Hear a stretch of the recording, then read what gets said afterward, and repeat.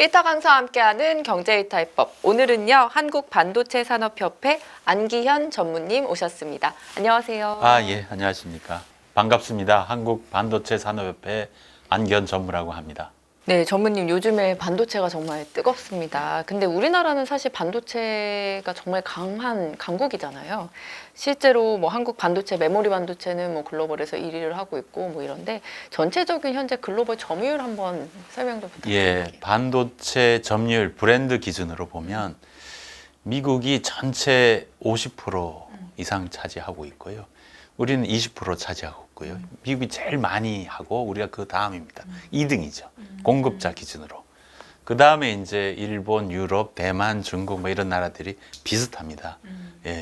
그래서 우리나라는 전 세계 반도체 공급에서 20%를 차지하고 있기 때문에 전 세계 반도체 공급망에 굉장히 중요한 역할을 하고 있죠. 그 중에 메모리 반도체가 전 세계 공급량 중에 60%를 대한민국이 합니다.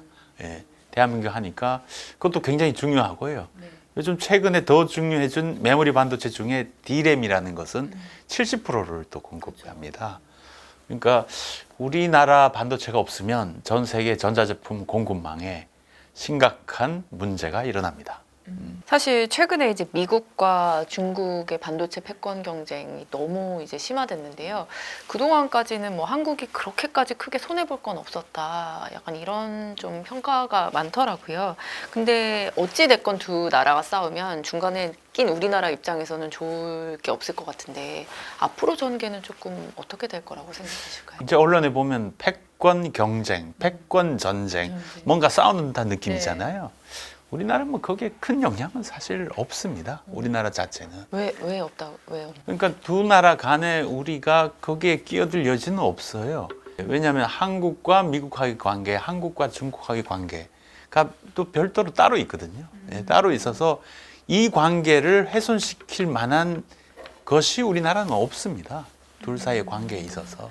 어쨌든 미국은 자기네들이 반도체 주권을 좀 쥐려고 하는 거고 그런 게 좀 강해져서 미국이 반도체 힘을 기르면 그것도 또 우리나라에는 좋지 않지 않을까요?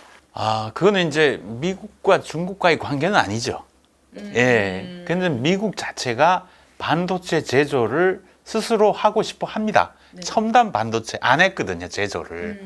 제조를 안 했는데 중국 때문에 하는 건 아닙니다.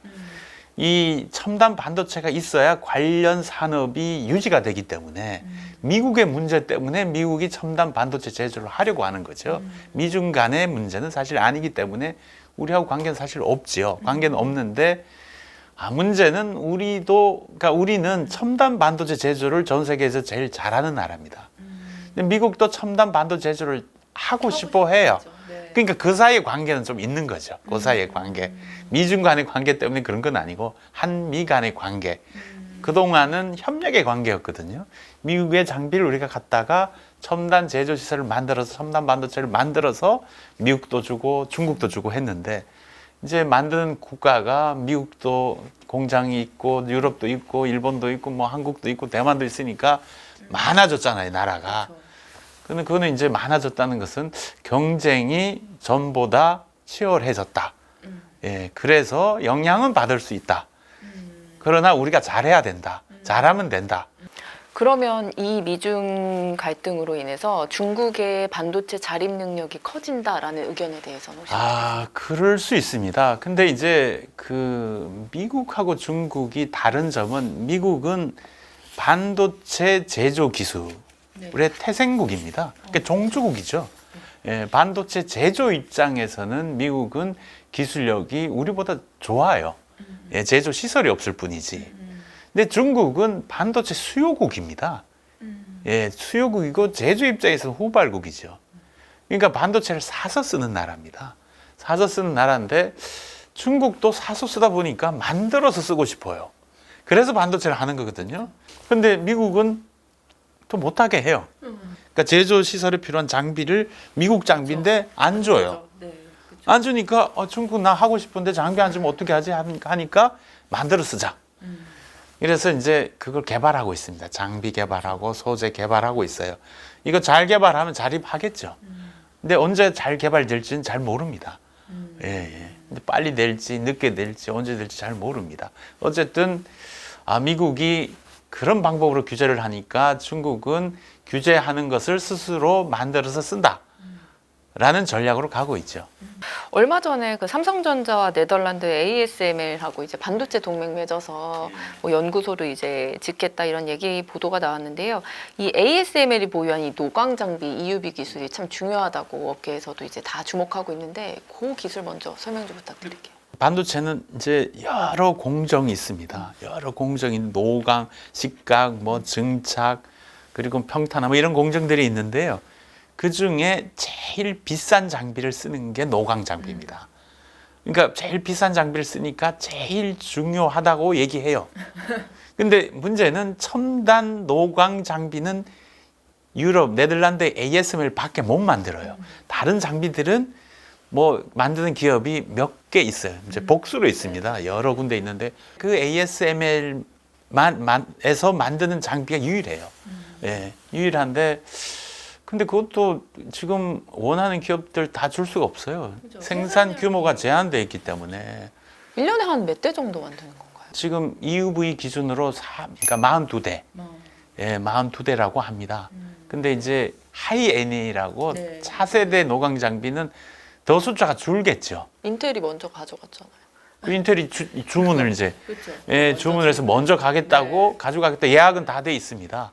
근데 빨리 받긴 해야 돼요. 그러니까 그걸 받아야 제조 공정을 빨리 셋업할 수 있거든요. 노광 기술은 모든 공정의 제일 앞단에 있어요. 그러니까 이 어떤 형상을 만드는데 그 기준을 잡아주는 거거든요. 빛으로 기준을 잡아주니까 제일 앞단에 있어요. 그러니까 제일 중요하다고. 그게 없으면 뒤로 못 가요. 공정이. 근데 그 나라밖에 못 만들어요. 만드는 대수도 제한돼 있어. 그럼 빨리 받는 게 중요하잖아요. 그래서 작년에 우리 대통령께서 가서 동맹 맺자. 예, 그 국가 간 관계도 굉장히 중요합니다. 저는 좋은 일이라고 생각이 됩니다. 아마 뭐 우리나라 뭐 삼성전자나 SK 하이닉스도 빨리 받기 위한 고민들을 많이 할 겁니다. 뭐 빨리 받는 것도 중요하지만 원하는 시간에 받는 것도 중요해요. 그렇죠. 예, 원하는 적기에 딱 시간에. 받아야. 예, 예. 사실 반도체 하면 요즘에 대만 TSMC를 빼놓고 얘기를 할 수가 없는데 대만은 그렇게 TSMC 파운드리가 좀 강하고 우리나라는 좀 디램이 강하고 미국은 또 좀 설계가 좀 강하고 이런 모습이잖아요. 각 나라별로 이렇게 반도체 주력 분야가 뭐 다른 뭐 이유가 따로 있을까요? 이유가 있죠. 생산성 때문에 그렇습니다. 그러니까 반도체 역사가 지금 한 70년이에요. 70년 동안 현재 기준으로 가장 생산성이 높은 나라에 그 산업이 정착됐습니다. 미국 하면 반도체 설계예요. 부가치 굉장히 높습니다. 돈을 많이 벌어요. 잘만 설계하면. 장비도 미국이 잘하거든요. 근데 장비도 과학기술의 총합판이에요, 장비가. 그래서 과학기술이 오래된 나라가 장비를 잘 합니다. 그리고 부가치가 굉장히 높아요. 그러니까 부가치가 높은 것은 미국이에요. 근데 제조는 밤새 일해야 돼요. 밤새 일해야 되니까 못해요. 예, 미국, 일본, 유럽은 밤새 일하는 걸 못해요. 국민소득이 많이 높아져서 워라벨 뭐 우리는 얼마 안 됐는데 그 나라 오래됐거든요. 그러니까 젊은 인재들이 밤에 일하기 싫어하니까 반도체 제조를 못합니다. 근데 우리는 그 나라들보다 국민소득이 좀 낮잖아요.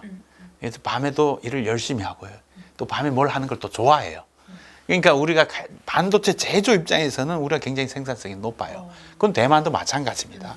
그래서 한국하고 대만은 제조, 미국은 반도체 설계 장비, 유럽은 광학기술, 또 기계기술 때문에 반도체 장비, 노광 장비, 일본은 장비도 있고 소재도 있고 소재는 하나를 오래 하면 잘해져. 그러니까 한 200년씩 한 거예요. 그러니까 일본은 소재 장비를 잘합니다. 대신에 제조를 못하고 제조는 부지런한 우리 대만이 잘합니다. 이렇게 나눠져 있어요. 역할이 분담돼 있고 분담돼 있는 상태에서 협력을 해서 반도체 제조 생태계가 됐습니다. 근데 이제 앞으로는 양상이 좀 다르죠. 지금은 반도체가 싸다 보다 있어야 된다가 중요해요. 왜? 못 찾아. 공급이 부족해. 그 잘 안 줘. 그리고 이 기술이야. 또 기술이 또 국력이 돼. 그러니까 반도체가 민수에서 안보로 갑니다. 안보로 가니까 내가 반도체를 스스로 만들어 쓰지 않으면 우리나라의 이 경제 안보, 산업 안보가 크게 문제가 생길 수 있다. 라고 해서 생산성의 개념이 없어졌어요. 반도체 산업의 패러다임 자체가 바뀌었습니다. 생산성의 개념에서 안보의 개념으로 바뀌었기 때문에 우리 뭐 탱크나 비행기 같은 거 비싸도 사잖아요. 그런 개념으로 바뀌었다. 예, 바뀐 시대에서 그래서 협력의 관계에서 경쟁의 관계로 넘어갔다라고 보시면 돼요. 안보 얘기를 하셔서 미국이 사실 반도체 이제 주도권을 다시 가져오려고 내걸었던 이유 중에 하나가 안보적인 문제도 있었단 말이죠. 근데 미국이 이제 최근에 그래서 보조금을 막 대규모로 주면서 반도체 생산 시설을 끌어들이고 있잖아요. SK 하이닉스도 뭐 삼성도 다 지금 미국을 뭐 공략하고 있는데 이 자신의 영토에서 미국이 이제 반도체 생산을 장려하는 어떤 배경에 대해서 설명 부탁드립니다. 그게 이제 2021년 1월 달에 뉴스가 났습니다. 자동차용 반도체가 부족해서 미국, 유럽, 일본의 자동차 공장이 문을 닫았다. 굉장히 중요한 사건이에요. 그 나라들 입장에서는. 그 2021년 1월 이전, 2020년까지는 반도체 주문만 하면 딱딱 갖다 줍니다. 싸요. 싸고 편리해. 배송도 비행기로 가. 그러니까 내가 필요하면 언제든지 있어요. 가질 수 있어요. 그걸 갖고 자동차 만들면 돼요. 싸니까. 빠르니까 내가 직접 안 만들어도 돼. 근데 이제 2021년 1월이 되니까 반도체가 없으니까 자동차 공장이 문을 닫네.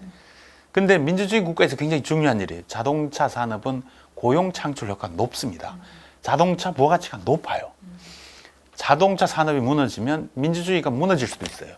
그래서 이제 반도체가 없으면 반도체가 필요한 우리 산업이 무너질 수 있다. 이게 안보잖아요. 그리고 또 산업의 양상이 또 바뀐 게 뭐냐? 우리 이전까지는 모바일 시대입니다.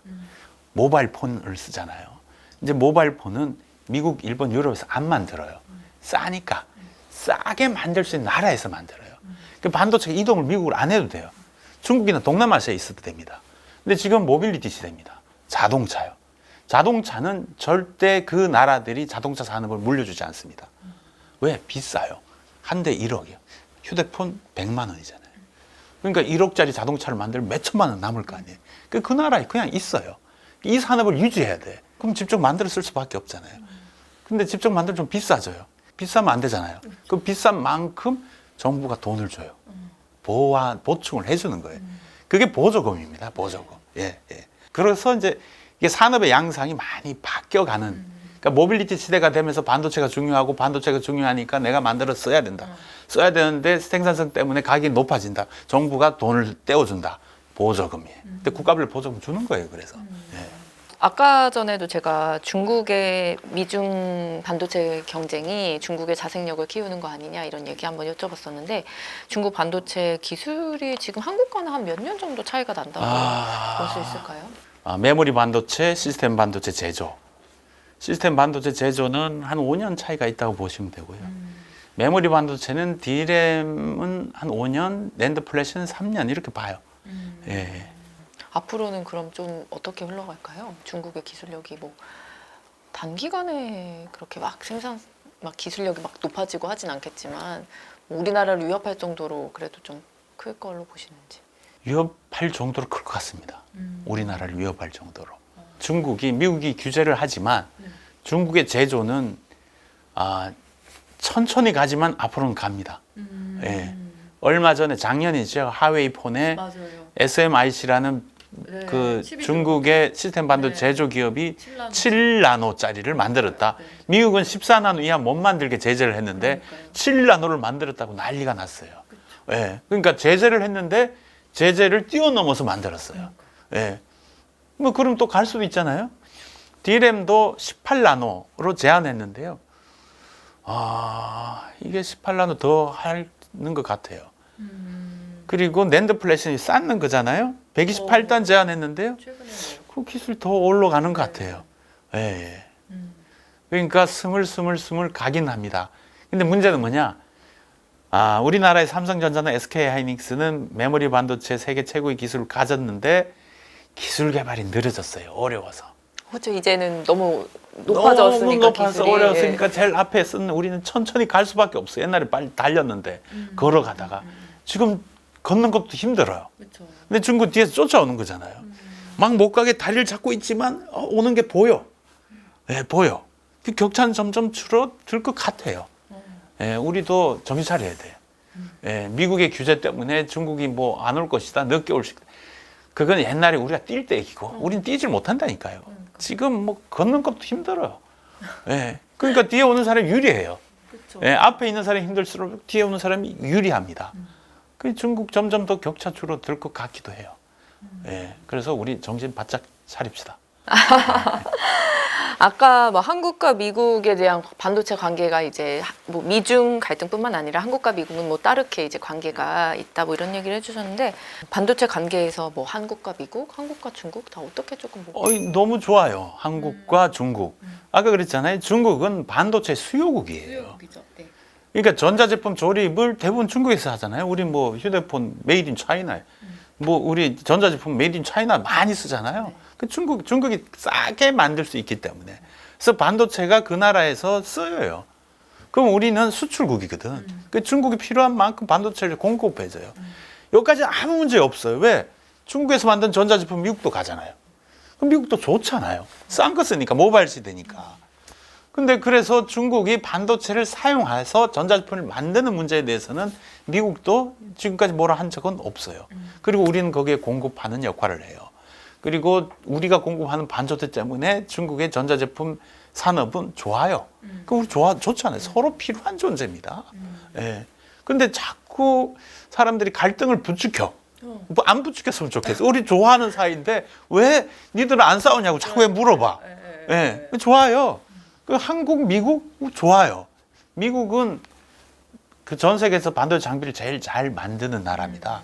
우리는 전 세계에서 최첨단 반도체 제조 시설을 제일 잘 만들어서 운영하는 나라예요. 미국 장비 갖다가 만들어요. 옛날에 바이든 대통령이 삼성전자 공장 딱 방문했는데 거기에 이제 하얀 옷 입고 있는 사람이 뒤에다 뭐 적었잖아요. 미국 회사 이름이래요. 텔, 어플라이드, 램 리서치. 다 미국 회사 장비를 쓰고 있어요, 우리가. 얼마나 좋아, 미국은. 예, 우리가 써주니까. 좋은 관계잖아요. 예, 그럼 미국은 한미도 좋고 한중도 좋아요. 그래서 그러니까 미중 간의 이 갈등 문제하고 우리는 관계가 없다니까요. 예. 그 자꾸 왜 이쪽 저쪽을 편 가르냐? 우리는 편이 둘 다 우리 편이야. 예. 그 좋아요. 예, 좋습니다. 뭐 둘 경쟁하는 건 이제 뭐 전혀 남의 일은 아니지만 영향은 생각보다 없다. 둘 간의 관계, 한미, 한중 간의 반도체를 놓고 보는 관계는 매우 좋고 필요한 관계다. 반도체는 확실한 이 사이클 산업이잖아요. 이제 올해부터 본격적으로 상승기에 진입할 것 같다 이러는데 뭐 어떻게 주기가 되는지 한번 설명 부탁드릴게요.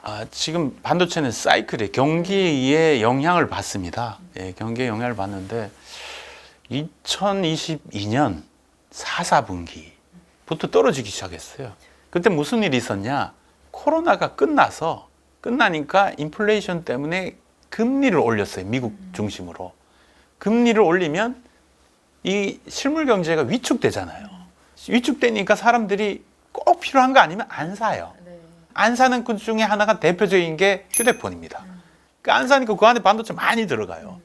그러니까 반도체 수요가 떨어집니다.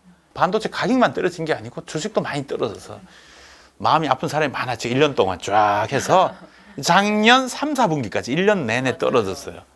1년 내내 떨어졌는데 작년 그러니까 2, 4분기에 무슨 일이 있었냐? 챗 GPT가 나왔습니다. 인공지능이에요. 챗 GPT 나오니까 그걸 운영해야 되니까 인공지능 반도체가 나왔어요. 그 엔비디아의 인공지능 반도체. 아직도 엔비디아 주가는 계속 높아지고 있습니다. 그러면 이제 그 엔비디아의 이 인공지능 반도체가 GPU란 건데 GPU는 혼자 일을 못 해요. 여기에 반드시 D램이라는 게 있어야 돼요. 짝꿍. 근데 이 D램은 우리나라가 제일 잘하잖아요. 우리나라의 이 반도체 회사, 메모리 반도체를 중심으로 하는 회사, S땡 회사가 그거 만들어서 짝을 딱 맺어서 이게 이제 팔리기 시작하는 거예요. 팔리기 시작하니까 그동안 경기가 안 좋았을 때 이제 창고에 쌓였던 재고가 점점 풀렸어요. 풀리니까 작년 10월부터 내려갔던 게 올라가기 시작했습니다. 그리고 지금은 2월이잖아요. 저는 지금 비행기를 보면 이 활주로에서 이륙했다. 지금 이륙했다야. 할 줄을 쭉 가다가 지금 이륙했어요. 그러니까 2024년 1사분기 이륙입니다. 지금부터 날아갑니다. 인공지능이 멈추지는 않을 거 아니에요. 인공지능 멈추지 않고 인공지능 투자는 계속 될 거예요. 예, 계속 되니까 수요는 계속 창출되겠죠. 과잉 투자할 때까지. 그게 지금 예측할 수 있는 기준으로 보면 2027년까지는 계속 날아간다. 원래 주기가 보통 4년 주기. 그건 옛날 얘기입니다. 그럼 지금은 더. 지금 주기가 원래 없었어요. 옛날에 80년대, 90년대는 PC, 그리고 퍼스널 컴퓨터가 반도체를 가장 많이 썼어요. 거기에 CPU가 있거든요. CPU도 반드시 D램이 옆에 있어야 돼요. CPU 혼자 일을 못 합니다. 여기 합쳐서 연산기예요. 근데 옛날에 PC를 4년마다 한 번씩 바꿨어요. 요즘 안 바꾸잖아요. 그래서 4년마다 한 번씩 바꾸니까 이제 사이클이 생긴 거예요. 그래서 4년 주기의 사이클. 옛날에 저희들은 올림픽 사이클 이런 얘기도 했어요. 근데 이제 2000년대 들어오면서 디지털 기기로 다 바뀌었잖아요. 바뀌니까 뭐 디지털 종류가 많아졌잖아요. 수요가 뭐 어딘가에 뭐 터지면 어딘가 떨어지고 하니까 사이클이 없어졌습니다. 없어졌고 딱 하나 사이클이 있었던 게 2017년 슈퍼 사이클이라고 표현한 적이 있어요. 그때 이제 서버 클라우딩 시스템이 이제 많이 나오면서 서버에 반도체 투자를 막 하고 해서 메모리 가격이 2배, 3배로 올랐던 적이 있습니다. 2017, 18. 그리고 코로나 비대면이니까 다 노트북 사느라고 또 올라갔어요. 그래서 사이클이 없어서 그동안 한 10년 이상 쭉 올라가다가 갑자기 안 좋으니까 당황한 거죠, 다들. 네, 당황했는데 저같이 뭐 30년 이상 반도체에 있던 사람은 당황하지 않습니다. 왜? 옛날에 4년에 한 번씩 사이클이 있었기 때문에. 근데 다행히 1년 만에 올라갔어요. 네, 1년 만에 올라갔으니까 뭐 사이클이 굉장히 짧았다고 볼 수도 있죠. 예, 그리고 이륙은 했으니까 이륙하면 오래 갑니다. 주식에 대해서는 말하지 않겠습니다. AI 얘기해 주셔서 AI 시장에 당연히 우리나라 삼성전자, SK하이닉스 당연히 지금 수혜를 받고 있고 앞으로도 좀 기대가 많이 되는데 그 삼성과 SK하이닉스 좀 전망 좀 해주세요. 이제 AI 반도체가 지금은 이제 클라우딩 시스템 중심으로 투자하고 있어요. 서버죠, 서버 투자. 근데 그 인공지능 반도체 반드시 필요한 게 D램입니다. D램도 고성능 D램이 필요해요. 이제 이름이 이제 언론에 많이 나온 HBM, 고대역폭 메모리. 뭐 이렇게 이제 해석은 되죠. 아까 제가 D램이 우리나라가 전 세계 70% 공급한다고 했잖아요. 절대 다량의 이 공급을 합니다. 양으로 공급을 합니다. 근데 지금 이제 인공지능 반도체 수요는 계속 늘어날 거 아니에요. 늘어나면서 이게 엔비디아만 하는 게 아니고 많이 생겨날 거예요. 인공지능 반도체를 설계하는 회사들이 많이 생겨날 겁니다. 근데 이 D램을 설계하고 제조하는 회사는 전 세계 3군데입니다. 삼성전자, SK하이닉스, 미국의 마이크론이에요. 근데 AI, 인공지능 반도체를 하는 회사는 여러 나올 겁니다. 근데 D램 하는 회사는 세계에 고정이 돼 있어요. 근데 그 중에 우리가 70%야. 우리가 좋을 거 아니에요. 그 삼성이나 SK하이닉스는 AI 시대에 더 각광받는 기업이 될 것 같다라고 전망합니다. 예. HBM이 사실 판매가 이렇게 확대되면 당연히 우리 기업에는 호재일 텐데 HBM이 D램하고 가격 차이가 좀 꽤 나잖아요. 한 어느 정도 나나요? 6배 납니다. 요게 잘라서 각각 팔 때보다 이게 뭉쳐 있잖아요. 뭉쳐 놓으면 6배 받아요, 지금. 그게 돈 벌죠. 그것도 이제 잘 안 줄까 봐 사는 사람이 그냥 돈을 거의 웃돈 같은 거 주고 협상도 안 해요. 웃돈 같은 거 주고 삽니다. 예, 안 해줄까 봐. 생산 안 해줄까 봐. 예. AI가 이렇게 지금 확산되면서 그러면 뭐 글로벌 반도체 시장도 한번 짚어주세요. 글로벌 반도체 시장도 AI 중심으로 성장할 것 같습니다. 근데 사실은 지금 AI 반도체가 수요를 견인하고 있는데요. 이렇게 될 줄 몰랐습니다. 챗GPT 나오기 전까지. 그러니까 챗GPT가 나오리라고 전망한 사람 별로 없었어요. 그리고 챗GPT가 나오면서 인공지능 반도체가 이렇게 쓰일 걸로도 생각지 못했습니다. 이게 이렇게 고성능의 반도체가 많이 필요하다는 생각도 못했어요. 했다면 반도체 회사들이 다 했겠죠. 못했어요. HBM이 이렇게 쓰일지도 몰랐어요. 준비가 안 돼 있는 상태에서 AI가 뻥 터진 겁니다. 근데 뻥 터지고 보니까 AI 괜찮네? 쓰네? 개인이 다 쓰잖아요. 챗GPT 쓰잖아요. 그리고 이제 S땡 회사가 스마트폰에 인공지능 반도체를 직접 넣었잖아요. 그런 식으로도 인공지능 반도체는 직접 전자제품에도 많이 들어갑니다. 근데 지금 반도체 시장 자체가 6천억 불 좀 못 미쳐요. 근데 시장 전문가들은 2030년에 1조 달러가 된다고 해요. 근데 저는 1조 달러가 그보다 더 빨리 될 거라고 봅니다. 왜? AI 반도체는요, 고성능이라서 비싸요. 비싸고 모든 전자제품이 많이 다 들어갈 거예요. 그러니까 그러다 보니까 이제 시장이 급속하게 성장할 걸로 보고 있습니다. 예.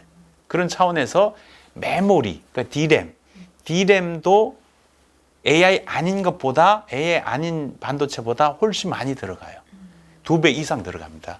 예. 그러니까 우리가 D램 시장도 지금보다 훨씬 커질 걸로 그렇게 전망을 해요. S24가 온 디바이스 AI 폰 뭐 이렇게 얘기 나오면서 온 디바이스 반도체 얘기가 많이 나오고 있는데 이 온 디바이스 메모리 자체가 기존 서버에 쓰던 것과는 조금 차이가 아무래도 있잖아요. 요 좀 그거에 대해서 설명 좀 해주세요. 지금 AI 반도체가 크게 보면 두 종류로 이해를 하시면 됩니다. 우리 클라우딩 서비스예요. 우리가 뭐 인터넷 같은 거 하면 저쪽 서버에서 우리가 뭐 시켜서 거기서 답을 받잖아요. 그게 클라우딩 서비스예요. 그건 이제 서버 투자입니다. 얘들은 정말 고성능이에요. 전 세계에서 제일 성능 좋은 반도체가 들어가야 돼요. 그 인공지능 반도체 그렇고 그 옆에 달리는 이제 그 D램도 HBM이라고 현존 최고 성능의 D램이 들어가는 겁니다. 근데 이제 온 디바이스의 개념은 뭐냐? 전자기기에 들어가는, 우리가 쓰는 전자기기에 들어가는 인공지능 반도체. 이게 온 디바이스 AI입니다. 그 개념이 다르잖아요. 그러면 이 온 디바이스 AI는 이게 서버에 들어가면 성능이 낮아도 돼요. 서버에 들어가는 그런 걸, 예, 뭐 달 수 없죠. 그거 달면 그거 한 개 1억짜리인데 휴대폰 한 2억에 사야 돼요. 그럴 필요가 없어요. 그러니까 경량 AI 반도체를 쓰는 겁니다. 예. 그래서 굳이 서버에 들어가는 HBM, D램, HBM 쓸 필요는 없어요. 그렇다 하더라도 지금 쓰는 D램보다는 속도가 빨라야 돼요. 예, 속도가 빨라야 돼요. 그러니까 대기 시간이 적고 속도가 빨라야 돼요. 속도가 빠르다는 것은 인풋, 아웃풋 데이터가 주고받는 이 폭이 넓어야 돼요. 와이드 I/O라고 합니다. 그러니까 low latency, wide I/O 뭐 이렇게 표현을 합니다. 그러니까 기존에 쓰던 것보다는 성능이 높죠. 예. 근데 그게 앞으로 많이 시장에서 수요가 클 걸로 그렇게 전망해요. 얼마 전에 그 챗GPT 샘 올트먼이 방한했잖아요. 이번에 뭐 기사 나오는 거 보면 이제 대규모 이제 투자를 해서 엔비디아에 대적할 만한 반도체를 생산하겠다. 이제 올트먼도 이런 구상을 하고 있는데 삼성과 SK 하이닉스 우리나라 기업에는 앞으로 좀 어떤 영향이 있을까요? 그러니까 반도체는 시스템 반도체는 설계하는 회사와 제조하는 회사가 다릅니다. 네. 설계하는 회사를 팹리스, 설계만 해요. 그 미국에서 많이 합니다. 예, 왜 부가치가 하나만 잘 설계하면 떼돈 벌어요. 로또 같이 떼돈 법니다. 근데 이제 제조는 좀 다르죠. 제조는 24시간 일해야 되고 그리고 규모만큼 돈 벌고 합니다. 그게 이제 한국, 대만이 하죠. 그 시스템 반도체 제조 자체는. 근데 이제 제가 아까 얘기했듯이 지금 현재 인공지능 반도체 설계를 주도하고 있는 회사는 엔비디아잖아요.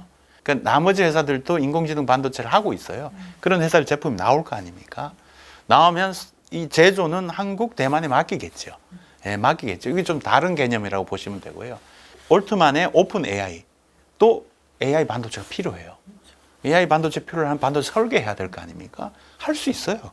사람 모으면 돼요. 할 수 있어요. 제조는 못 할 거 아니에요. 제조는 한국 또는 대만에 맡겨야 되니까 와서 눈치 보러 온 거예요. 이 사람들이 뭐 협력할 수 있을까? 뭘 할 수 있을까? 눈치로 어떤 협력 관계가 될지는 아직 모릅니다. 예, 모르는데 어쨌든 오픈 AI가 인공지능 반도체 설계를 하면 우린 좋다. 우린 제조해 주니까. 근데 일각에서는 올트만이 중동 돈을 모아서 반도체 제조 시설을 지을 수도 있다. 뭐 이런 얘기도 합니다. 예, 뭐 그럴 수도 있겠죠. 그럴 수도 있는데 한번 지켜봐야 될 일인데 쉽지는 않다. 예. 그리고 TSMC하고 반도체 제조 협력? 제조는 맡길 수 있지만 협력할 수는 없어요. 예, TSMC가 돈이 없는 회사는 아니거든요. 예, 돈이 없는 회사도 아닙니다. 삼성도 마찬가지로 뭐 자금력이 풍부한데 뭐 그 중동 돈 갖다가 공장 지어서 그걸 운영해주고 이러지는 않아요. 예.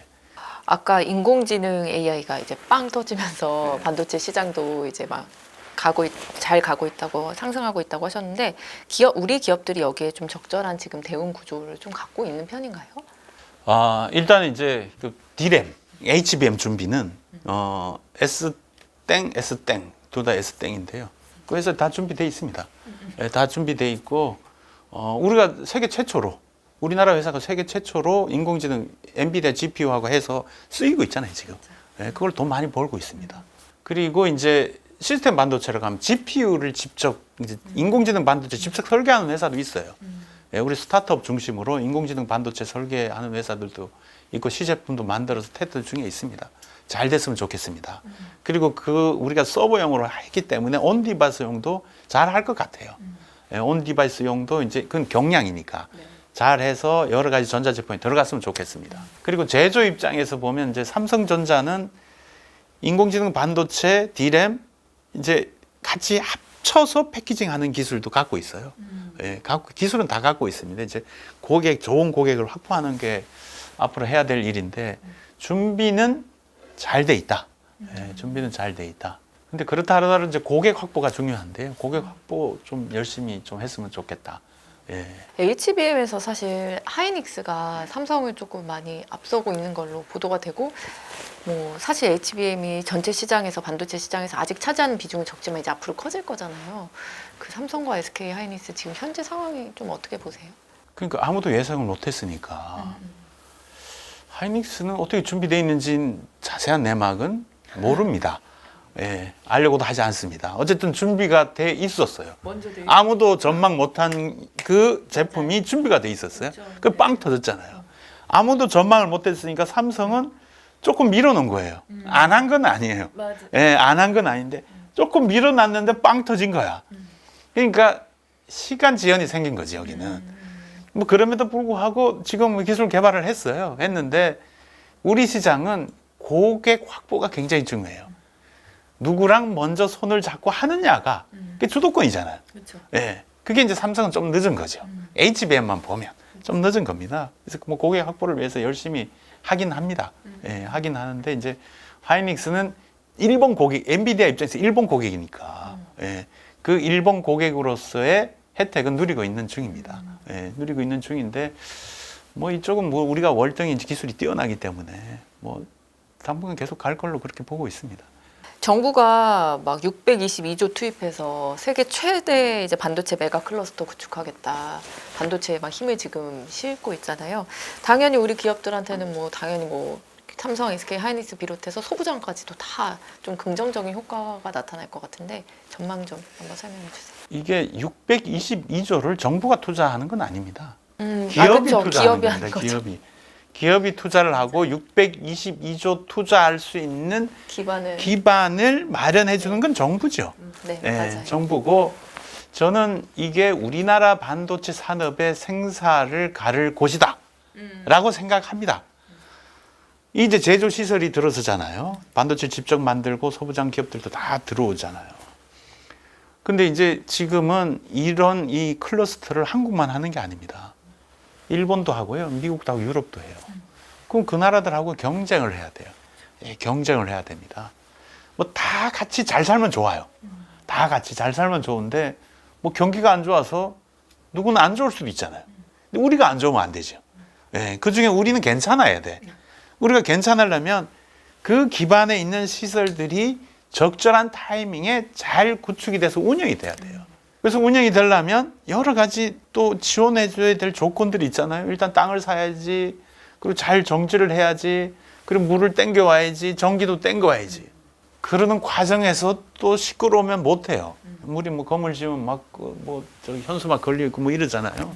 그렇게 하면 또 그만큼 늦어져요. 그래서 늦어지면 늦어지는 만큼 경쟁력은 떨어진다. 떨어지면 다 같이 모든 반도체 제조하는 국가가 다 잘 됐으면 좋겠는데 누군가는 안 되는 국가가 생긴다 이러면 그게 우리가 되면 안 된다고. 그러려면 정부도 의지는 좋지만 이행도 잘해야 된다.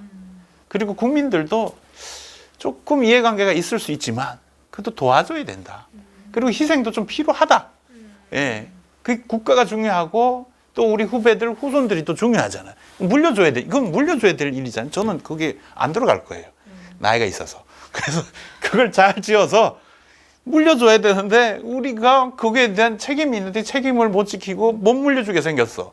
그래서 우리가 다른 나라보다 못해졌어. 그럼 우리 애들한테 짐이 돼요, 그거. 짐을 주면 안 된다야. 그러려면 어떻게 해야 되냐? 우리가 각자 희생한다는 생각으로 그걸 좀 보자. 예, 정부도 그래야 되고 국민들도 봐야 돼.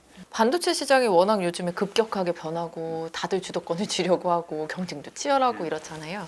앞으로 우리나라가 조금 어떻게 대응을 하고 중대 변수가 또 있다면 어떤 게 있을지. 중대 변수는 다른 나라. 아까 그랬잖아요. 협력의 관계에서 경쟁의 관계로 패러다임이 바뀌었다고. 패러다임이 바뀌었는데 이게 당분간 갈 겁니다. 왜? 미국이나 일본, 유럽이 반도체를 자립화할 때까지 가요. 그 사람들은 자기들 필요한 게 자기들 만들어 써야 돼. 그래야 안심이 돼. 그래서 그때까지 가요. 가면 똑같은 공장일 거 아닙니까? 다 마찬가지잖아요. 그리고 그 나라들은 자기가 뭐가 부족한지 알아요. 그걸 아는 걸 보완해 주는 게 반도체 지원법이에요. 그 나라들이. 그래서 정부가 지원해서 합니다. 이건 다 파악이 됐어요. 우리는 우리를 파악해야 돼. 우리를 파악해야 돼. 왜? 그 나라들하고 이제 경쟁하고 우리가 제일 못 미치면 안 돼. 한 2등은 가야 돼. 1등이 제일 좋아요. 제조 입장에서. 1등이 제일 좋은데 뭐 1등 하면 제일 좋고 뭐 2등 절대 꼴찌가 되면 안 됩니다. 그 비교해서. 그러려면 우리를 파악하고 우리가 부족한 점이 뭔지를 보고 우리 부족한 걸 채워줘야 돼요. 정부와 국민들이. 지금은 그게 없거든요. 예, 채워주는 과정이 필요하고 미국이나 일본, 유럽은 채워주는 게 명확합니다. 돈이에요. 돈이 명확합니다. 우리가 뭐 돈이 될 수도 있고 뭐가 될 수 있는데 저는 돈이라고 생각합니다. 예, 그걸 부족한 점을 채워주고 어느 정도는 경쟁할 수 있는 조건이 갖춰져 있어야 된다. 예, 그래야 우리가 꼴찌가 안 된다. 예, 우리 꼴찌 되는 순간 없어져요. 난 그거 없어질 것 같아요. 역사가 짧기 때문에. 원천 기술이 없기 때문에. 예. 그래서 굉장히 조심해야 된다. 예. 파운드리 TSMC 한번 여쭤볼게요. TSMC가 오늘도 뭐 기사에 애플의 대규모 물량을 이제 받아서 또 TSMC가 받아서 한다 막 이런 얘기가 나올 정도로 TSMC가 사실 삼성에 비해서 많이 앞서고 있고 조금 글로벌 점유율도 높은 상태잖아요. 우리나라랑 기술 차이라고 해야 할까요? 한 어느 정도 지금 격차가 있다고 보세요? 그거 참 얘기하기가 어렵습니다. 왜냐하면 기술 자체로 보면 같다고 봐요. 그렇죠. 삼성이 3나노, 먼저 했으니까. 5나노, 4나노, 3나노. 이 기술의 이 수준은 같은데 고객 입장에서 보면 일단 TSMC는 오래됐습니다. 그렇죠. 50년 됐어요. 예, 50년 동안 그 업종만 했어요. 근데 삼성은 본격적으로 한 지가 사실 얼마 안 돼. 2019년부터 열심히 하겠다라고 선언했으니까 한 5년 됐어요. 예, 5년 됐으니까 쓰는 사람 입장에서는 손님 입장에서는 편할까? 오래된 곳이. 그렇죠. 예. 뭐 우리 맛집도 보면 50년 맛집 하면 뭐 발길이 가잖아요, 그리로. 뭐가 있는 것 같고. 예. 그리고 뭐 이거 시스템도 돼 있고. 근데 삼성은 이제 5년 됐으니까 이제 새로 만든 집이죠.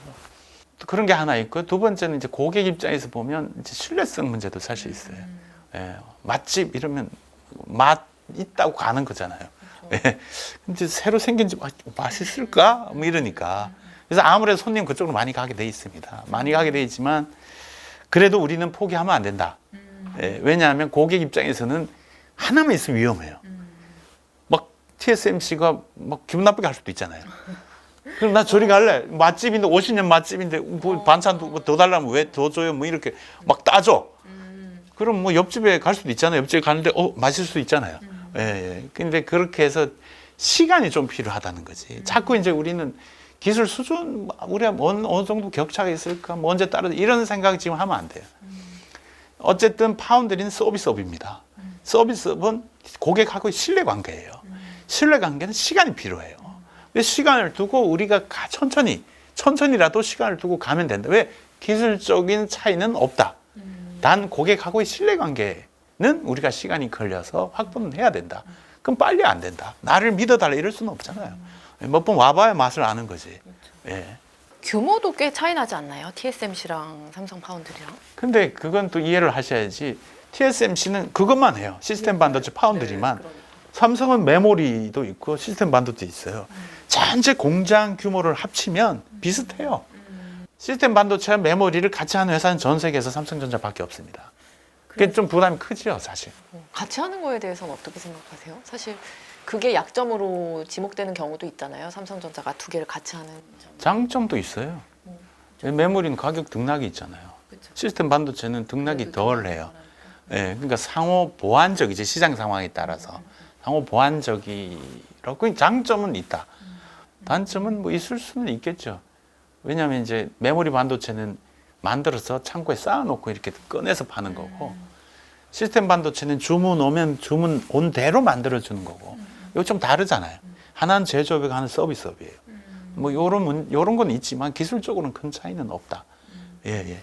아까 인텔이 ASML 장비 먼저 선점하면서 보니까 막 TSMC랑 삼성보다 먼저 2나노를 하겠다 막 이런 얘기도 인텔이 했더라고요. 자신감을 이제 막 보이면서 뒤쫓아오는데 인텔이 삼성을 좀 위협할 수 있는 뭐 가능성이랄까? 인텔의 입지를 지금 어떻게 보세요? 의견이 분분합니다. 예. 인텔이 얘기하는 걸 보면 굉장히 위협적이에요. 강하게 얘기하죠. 예, 굉장히 위협적입니다. 뭐 2나노 하겠다. 뭐 삼성이 위협적이죠. TSMC도 위협적이죠. 또 미국 회사예요. 미국 정부 지원도 해요. 근데 경험이 없어요. 경험이 없고 자신감만 충만해 있어요. 그래서 될까? 왜? 이게 반도체 이게 제조 공정이라는 건 로드맵 따라서 차근 가나잖아요. 뭐 14나노, 7나노, 5나노, 4나노, 3나노, 2나노 이거잖아요. 그래서 전에 거 보고 하는 거잖아요. 그 10나노가 갑자기 2나노 돼요. 할 수는 있겠죠. 천재적인 소질로. 천재인가 아닌가는 지켜봐야 될 일인데 반도체 업계에서는 그냥 반신반의. 예, 반신반의. 뭐 저도 그래요. HBM 아까 얘기하면서 하이닉스가 조금 앞서고 있는 이야기를 나눴었는데요. 삼성전자가 그럼 앞으로 뭐 뒤집을 가능성도 있을까요? 시장이 워낙 작으니까. 근데 지금 기술을 앞섰나 뒤나 이런 거보다 빨리 했다 해요. 빨리 한 거지, 빨리. 왜? 전망하지 않은 걸 준비를 했으니까. 빨리 한 거잖아요. 삼성은 전망이 안 돼서 안 한 거잖아요. 그러니까 시간 지연은 있다. 예, 시간 지연은 있다. 근데 기술적으로 지금 입장에서는 그러니까 기술적으로는 비슷하다. 단 하이닉스, SK 하이닉스는 시장에 먼저 나가서 고객 확보를 먼저 했기 때문에 선점 효과가 있다. 선점 효과가. 근데 이제 앞으로는 인공지능 반도체 하는 회사가 여러 생길 거잖아요. 뭐 메타, 구글, 뭐 애플도 할 거고 퀄컴 다 합니다. 그러면 디램 필요할 거 아니에요. 그런 회사들이. 그러면 여기 사고 저기 사고 할 거 아니에요. 예, 그러면 인공지능 반도체 시장이 커지면서 인공지능이 들어간 디램도 시장이 커지니까 삼성도 기회를 충분히 잡을 수 있다. 그렇게 보시면 됩니다. 예. 뭐 HBM하고 같이 요즘에 또 차세대 반도체로 얘기 나오는 게 CXL, PIM 이런 얘기 많이 나오는데요. 그것도 한번 좀 짚어주세요. 그게 이제 빨라야 돼. 예, 빨라야 되는데 HBM은 이 자체가 빠른 거야. 디램 자체가. 근데 CXL은 여러 가지 연결하는데 빨리 연결하는 거예요. 빨리 연결하는 거예요. CXL이. 익스프레스. 빨리 연결하는 건데 이것도 이제 지금보다 더 빨라야 돼요. 뭐 온 디바이스 더 빨라야 돼요. 더 빨라야 되니까 앞으로 CXL도 많이 팔리겠죠. 많이 쓰겠죠. CXL도. 지금 본격적으로 온 디바이스 시대는 아니잖아요. 예? G 땡땡 스마트폰에 뭐 온 디바이스 넣었다고 나 그거 사야 되는데 못 사겠다. 휴대폰 바꾼 지가 이게 우리가 보는 최초 온 디바이스예요. 예, 이것처럼 뭐 TV도 들어가고 전자제품 뭐 밥솥 들어가고 뭐 다 들어갈 거 아닙니까? 뭐 자동차도 들어가고 그러면 지금보다 더 빨라야 되니까 HBM 플러스 CXL도 쓰인다. 예, 그럼 시장이 커진다. 예. 그리고 PIM은 프로세스인 메모리입니다. 이 우리 CPU 연산하고 D램이 빨리빨리 해야 돼요. 그러니까 얘 주면 얘도 빨리 계산 빨리 줘야 되는데 이게 빨리빨리 정보를 주고 받는 것도 있지만 요 안에서 알아서 처리하는 것도 있었으면 좋겠어. 그러니까 요 안에다가 프로세스를 쭉 집어넣어요. 그 메모리 D램 안에다가 좀 집어넣어요. 그러니까 아주 간단한 건 내가 그냥 처리하고 여기서 계산해 볼게. 이게 이제 프로세스인 메모리예요. 예. 이것도 시장이 더 빠른 거 줘. 이러면 이것도 하겠죠. 더 빠른 거 줘. CXL까지는 했는데 난 더 빠른 거 줘. 이러면 회사들이 그럼 내가 요거 더 빨라요. 넣어서 한번 써보세요.